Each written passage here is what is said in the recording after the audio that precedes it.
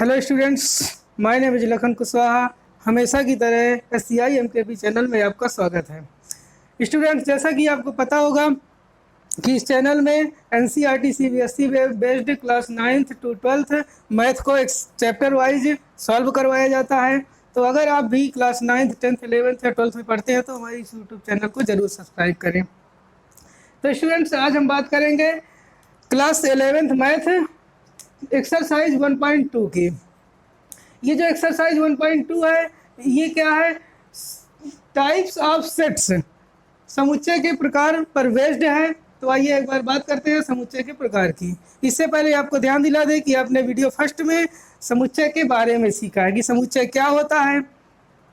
तो अगर आपने वीडियो फर्स्ट नहीं देखा है तो डिस्क्रिप्शन में जाके लिंक है, वहाँ से वीडियो फर्स्ट देख सकते हैं।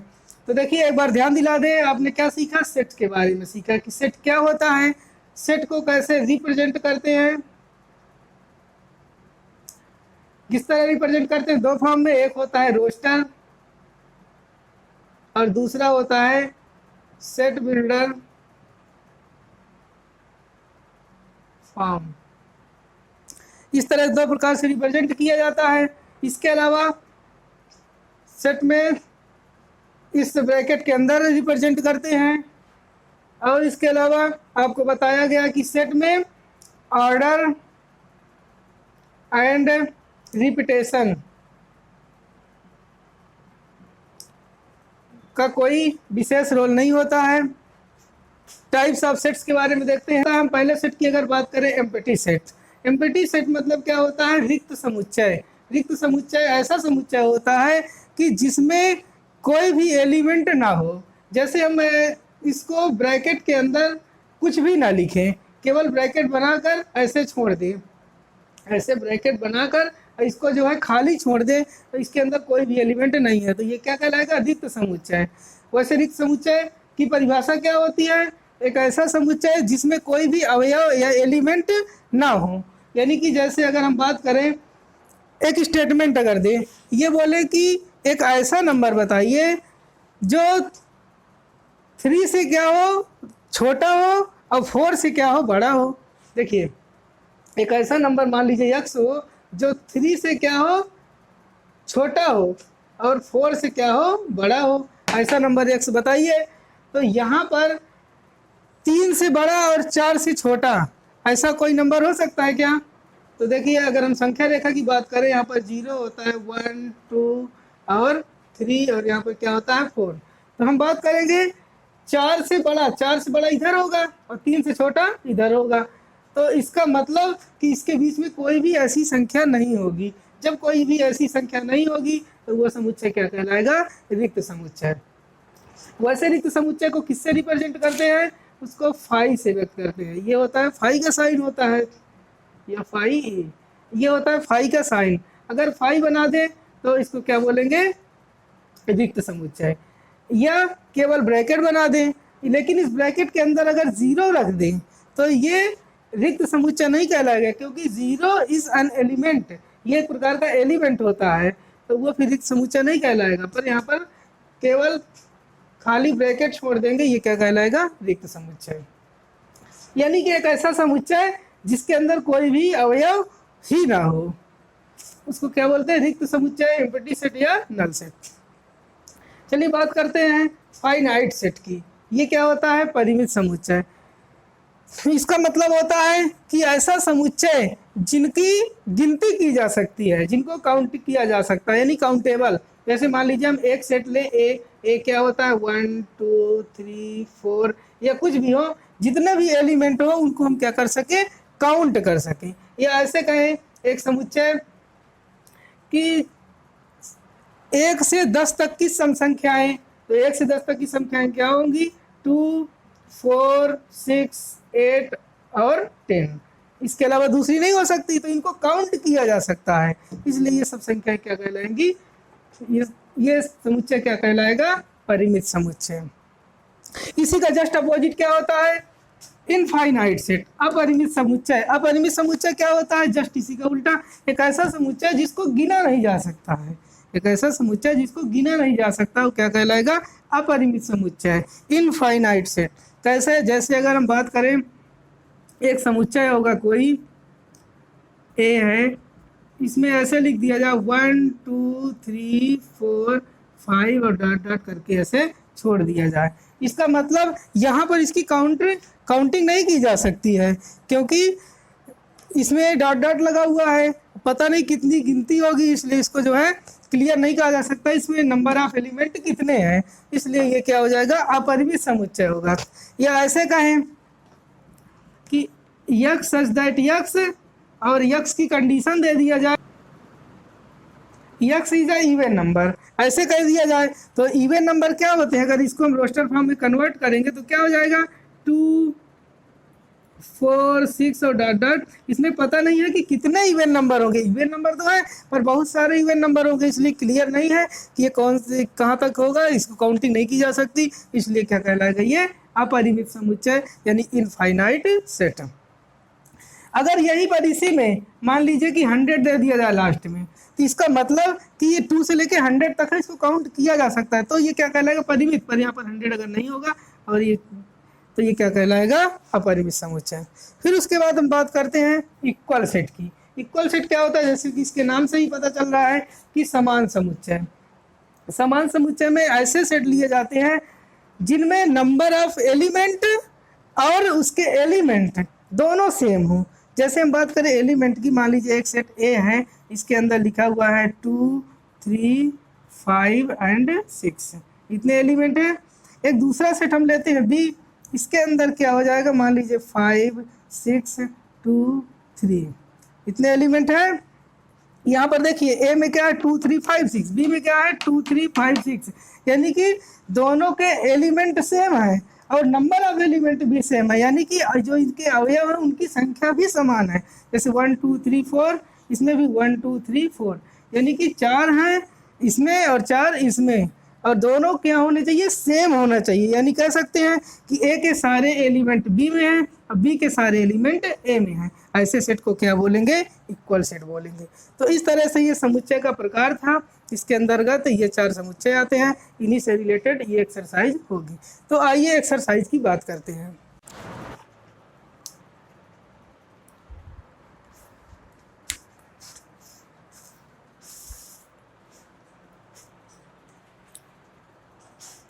एक्सरसाइज 1.2 देखिए, यहाँ पर सारे क्वेश्चन हिंदी में लिखे गए हैं। अगर आप इंग्लिश मीडियम के स्टूडेंट हैं तो आप अपने क्वेश्चन इधर देख सकते हैं, लेकिन वीडियो को पॉज करके पहले क्वेश्चन को पढ़ लें, फिर उसके बाद यहाँ से हम समझाएंगे तो उसको आप अपने क्वेश्चन से मिलाकर समझ सकते हैं। क्वेश्चन सेम होगा, उधर इंग्लिश में होगा, इधर हिंदी में होगा।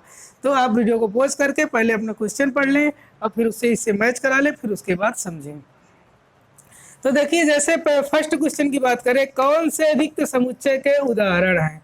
तो देखिए इसमें एक एम्प्टी सेट, रिक्त समुच्चय अभी हमने क्या बताया, एम्प्टी सेट है। तो एम्प्टी सेट के उदाहरण इसमें से कौन कौन से हैं, देखिए जैसे हम फर्स्ट नंबर पे बात करें, 2 से भाज्य विषम प्राकृत संख्याओं का समुच्चय। यहाँ पर 2 से डिवाइड होना चाहिए, ऑड होना चाहिए, तो ऐसी संख्याओं का समुच्चय बताना है। तो सबसे पहले ये देखिए कि ऐसी संख्याएं जो 2 से भाज्य हो और विषम हो। तो पहली बात तो ये होता है कि 2 से भाज्य संख्या विषम होती ही नहीं है, सभी क्या होती हैं, सम होती हैं।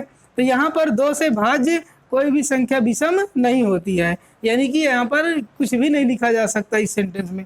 तो ये क्या कहलाएगा, एम्प्टी सेट का एग्जाम्पल होगा। ये बात समझ में आई होगी। और समझते हैं, सम अभाज्य संख्याओं का समुच्चय।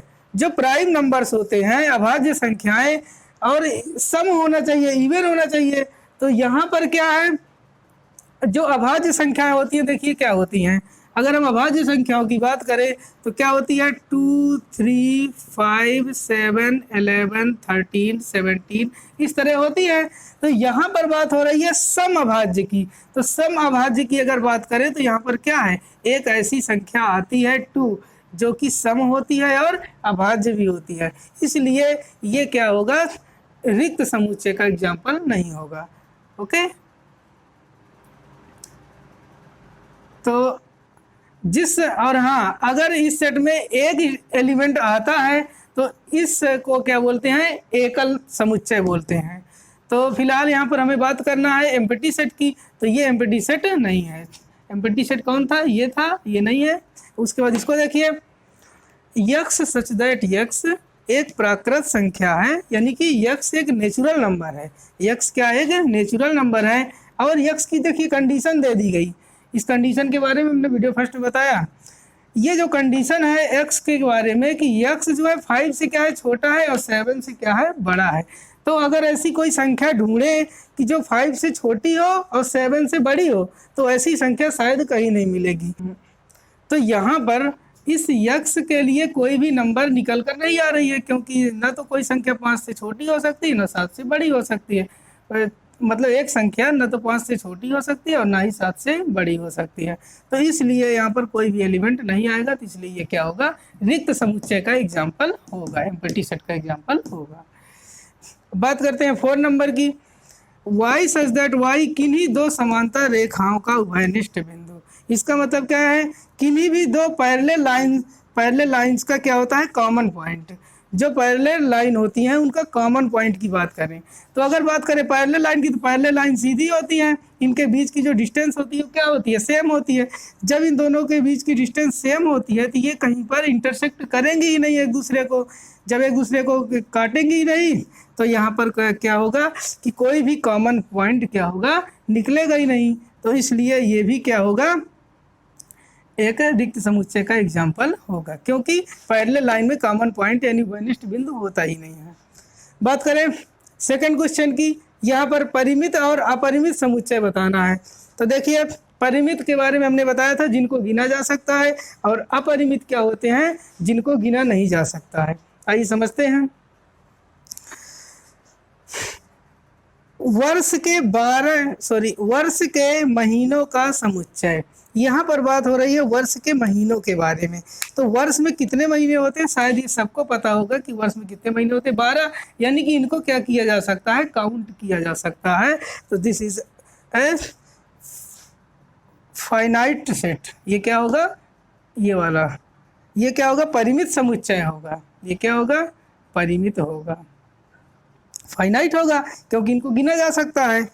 उसके बाद इसमें देखिए 1 2 3 99 100, यहाँ पर भी जो भी नंबर्स दिए गए हैं वो नंबर 100 तक में है, यानी कि 100 के अंदर है, तो इनको भी क्या किया जा सकता, काउंट किया जा सकता है। तो ये भी क्या होगा, परिमित समुच्चय होगा, फाइनाइट सेट।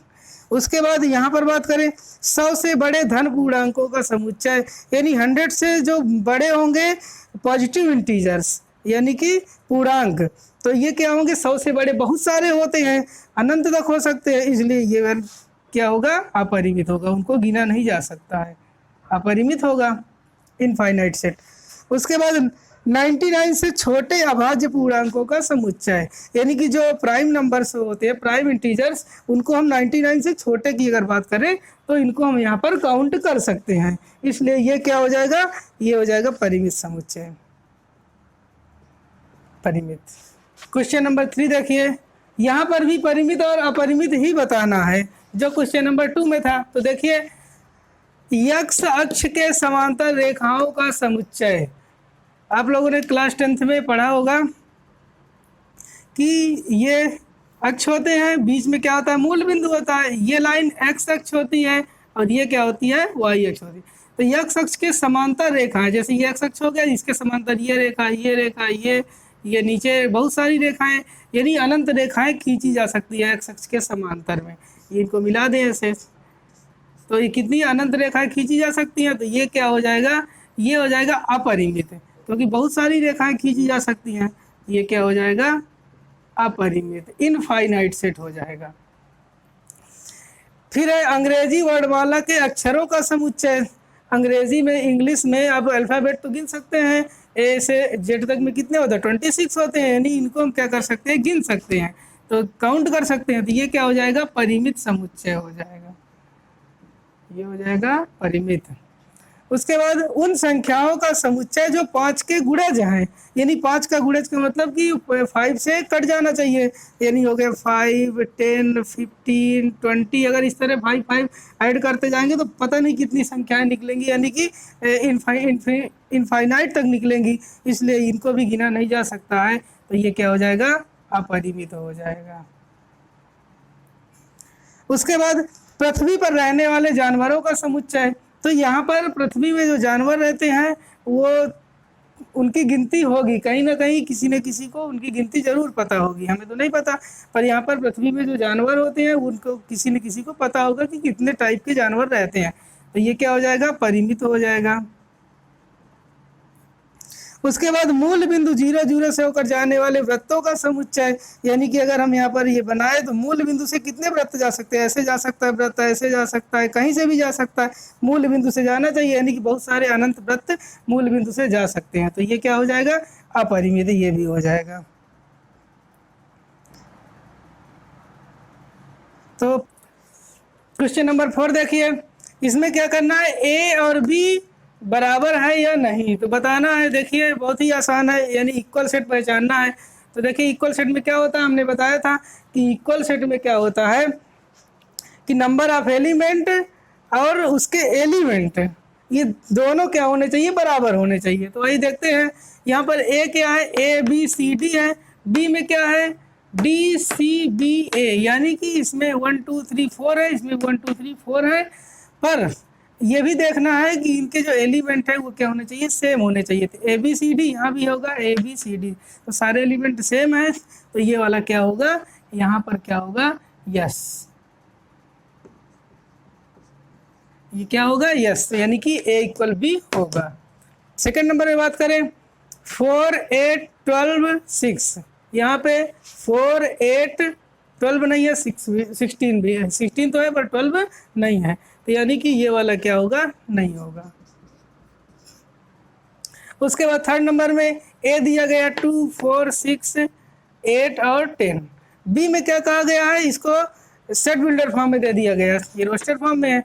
जब इसको सेट बिल्डर फॉर्म को रोस्टर फॉर्म में कन्वर्ट करेंगे तो क्या निकलेगा, एक्स सच दैट एक्स सम धन पूर्णांक है, और एक्स के लिए कंडीशन दिया है कि क्या होना चाहिए, 10 के इक्वल या 10 से छोटा होना चाहिए एक्स की वैल्यू। तो क्या क्या निकलेंगी, और सम होना चाहिए, तो सम क्या होता है 2, फिर उसके बाद 4 6 8 और 10 भी होगा, क्योंकि 10 के इक्वल भी दिया गया, यानी कि ये दोनों वैल्यू क्या हो रही है, मैच हो रही हैं। तो ये भी क्या होगा, यस, ये जो होगा ए इक्वल बी होगा। 4 नंबर की बात करें, एक्स सच दैट एक्स संख्या 10 का एक गुणज है, यानी कि यहाँ पर ये जो है 10 का एक गुणज है। यहाँ पर क्या है, 10 15 20 25 30, तो यहाँ पर 10 का जो गुणज है 10 तो है, 20 है, 30 है, पर ये संख्या नहीं है, इसलिए ये क्या हो जाएगा, इसके दोनों एलिमेंट मैच नहीं कर रहे हैं, तो ये वाला क्या होगा, ए डज नॉट इक्वल बी, यानी कि ये नहीं होगा। तो इस तरह से क्या होगा, ये 4 नंबर। आइए 5 नंबर समझते हैं।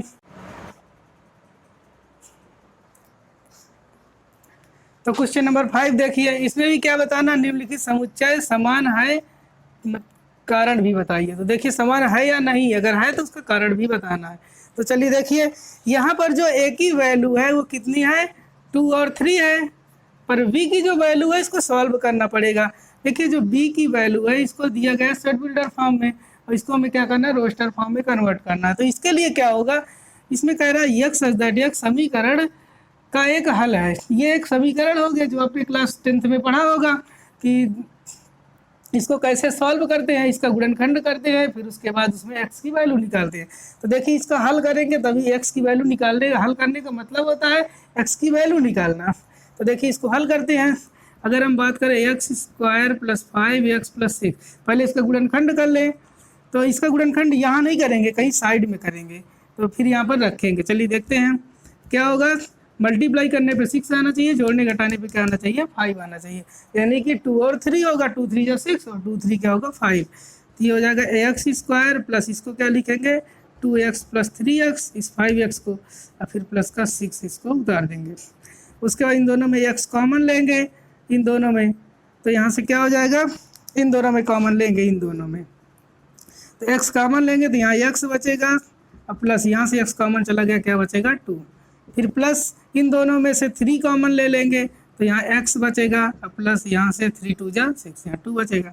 फिर एक फैक्टर ये बना, एक ये बना, तो इन दोनों में x प्लस 2 कॉमन है, तो हम क्या करेंगे x प्लस 2 कॉमन ले लेंगे। जब x प्लस 2 कॉमन लेंगे तो इस वाले में से क्या बचेगा x, फिर प्लस इस वाले से क्या बचेगा 3 बचेगा, ये आया। अब जब इसको सॉल्व करने की बात आती है तो इन दोनों को 0 के इक्वल करते हैं। तो सबसे पहले करेंगे व्हेन x + 2 = 0, तो x की वैल्यू क्या आएगी -2। इसी तरह जब इसको करेंगे x + 3 = 0, तो हो जाएगा x = -3। यानी कि जो यहाँ पर x की वैल्यू आ रही -2 और -3 आ रही है, तो जो हमारा बी सेट बनेगा वो क्या बनेगा, -2 -3। तो यहाँ पर बात कर रहा है कि क्या ये समान है, तो यहाँ पर 2 3 है, -2 3 है, इसलिए ये दोनों क्या होंगे, समान नहीं होंगे, नो। इस तरह से है। उसके बाद इसका सेकंड नंबर देखिए, इसके सेकंड नंबर में क्या है, एक में है फॉलो और एक में है वॉल्फ। तो इसमें से क्या करना होता है, इसका एक अक्षर और इसका एक अक्षर, इसका एक अक्षर कोई भी मान लीजिए कि W ले ले, इसका भी एक अक्षर W ले ले, तो ये क्या कहलाएगा, समान समुच्चय, क्योंकि एक अक्षर की बात हो रही है। इस तरह से क्वेश्चन नंबर 6 देखिए, इसमें क्या है, समान समुच्चय बताना है, कौन कौन से समान होंगे, इक्वल सेट होंगे। तो देखिए यहाँ पर अगर बात करें ए की, तो यहाँ पर 2 4 8 12 है। अब यहाँ पर देखिए इससे कोई मैच करता हुआ है, यहाँ पर शायद कोई नहीं है। उसके बाद बी देखिए 1 2 3 4, इसको देख लेते हैं कोई इससे मैच करता है, हाँ इससे ये डी नंबर मैच करता है, बी से डी मैच करता है। देखिए 1 2 3 4 इसमें भी है, 1 2 3 4 इस पे भी है, तो ये दोनों क्या हो जाएंगे, इक्वल सेट हो जाएंगे। कौन कौन से, बी एंड डी, ये हो जाएगा। फिर एक और हो जाएगा, कोई देखते हैं, ई में क्या है, -1 और 1 है, और यहाँ पर जी में क्या है, 1 और -1 है। क्योंकि यहाँ पर समुच्चय में क्या होता है, जो इनका ऑर्डर होता है उसे ऑर्डर से कोई मतलब नहीं होता है, इस कारण ये दोनों भी क्या हो जाएंगे, इक्वल सेट हो जाएंगे, यानी कि ई और जी, ई एंड जी। इसके अलावा और कोई सेट भी एक दूसरे से मैच नहीं कर रहे हैं, केवल यही दो सेट ऐसे हैं जो क्या हो जाएंगे, समान समुच्चय।